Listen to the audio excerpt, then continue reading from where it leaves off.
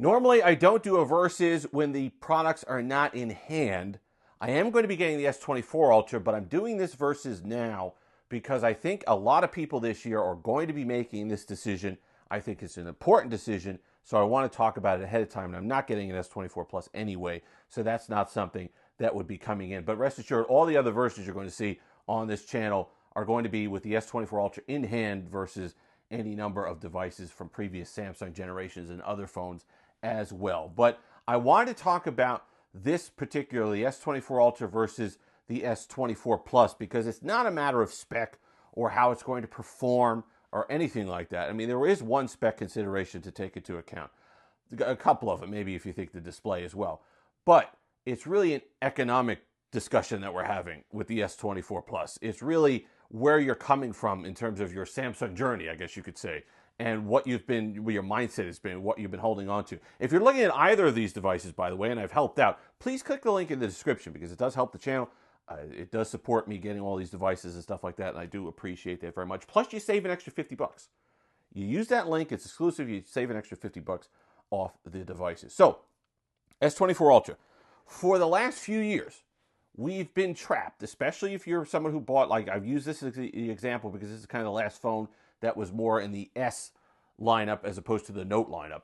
If you've had your S20 Ultra, you've been suffering through with that device. If you had your S21 Ultra, you're really not suffering, but you're nearing the end of your support window. Battery life's probably not the best. The Snapdragon 888 was not the best on battery life, but you've been annoyed because Samsung has literally told you that we'll sell you something like this for $1,000, but we're going to nerf the heck out of it. We're literally going to force you to pay extra for the features that you used to get on your S series device and force you to have the boxy design, have the S Pen, all the stuff that you really don't want on your device by paying the extra $200. This year, that's not the case. The S24 Plus, to me, is a get-off-our-backs device. It is, you know what? Here you go. Here's the S24 Plus. It's got the Quad HD display that you used to, 6.7-inch display. It's got the 12 gigs of RAM, whatever else, the premium build quality, the Snapdragon 8 Gen 3 now. Go bug off. Here's your device. That's fine. But here's the consequence of that, especially for the old Note users who like that. At the same time, I feel like that's freed up Samsung to increase the price on the S24 Ultra, which they did. So now you're looking at the $1,300 for this device as opposed to the $1,200 as the base what we're looking at on that. So now they don't have to worry about constraints over here.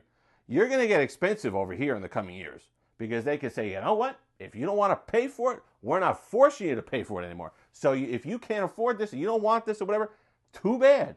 Get the S24 Plus. So it's a give and take here with Samsung. They're certainly not doing it out of the kindness of their hearts. They're still making $1,000 on a device that, you know, is a premium device. It is a flagship, but it's still $1,000 and getting you to charge more for the extra Ultra device because people, they're no longer forcing, or people can no longer complain that they're forcing people to spend additional money and to upgrade when they really don't need to. So take that as your chance. If you were somebody who owned an S8, an S9 Plus, an S10 Plus, your S21 Ultra, especially with the trade-in offer for this, I think that's really the sweet spot for these trade-in deals is the $550 for your S21 Ultra, gets you right into an S24 Plus, and it's a lateral move. You're paying $450. You get the extra $50 off. You get the other credits and stuff like that. You get it for under $400, right around $400, and you get 7 years of support and a great phone. I think that's a win. That's kind of where you want to be. So this year, when you're talking S24 Ultra, yeah, okay, are you missing the extra periscope zoom? Are you missing the 5X? Sure. That 0.1 of an inch or whatever or the 1/10 of an inch rather, on the display, yeah, 6.8 inch versus 6.7 inch, yeah, fine, whatever. That's going to be there. The 100 milliamp hours off the battery, 5,000 milliamp hour battery versus 4,900, I don't think that's going to make a huge difference. Don't forget, you're pushing a slightly smaller display, not by a lot, but again, it's not going to require a lot. Plus, if you're looking at the efficiencies of the Snapdragon 8 Gen 3, they've kind of powered in the battery a lot here. The S23 Ultra battery life was phenomenal on the Gen 2, so I expect the Gen 3 to be the same. Now, this discussion doesn't apply if you're in Europe, by the way. That's one thing I forgot to mention in yesterday's video about the trade-in offers. If you're in Europe, that's a different discussion. People are having problems with that thing. It's throttling the S24 Plus. It's got heat management problems, and heat management problems, of course, equals battery life issues. So if you're on the Exynos, the 24 Plus is not, this is a U.S. discussion.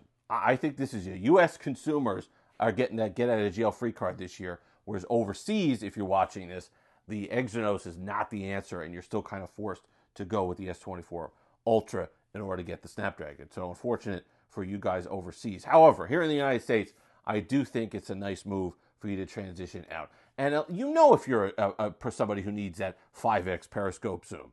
If you're somebody who uses the S Pen a lot. And if you're somebody who in the back of your mind has been disgruntled for the last 3 years because you're like, look at what they're making me pay. Look at what they're making me do.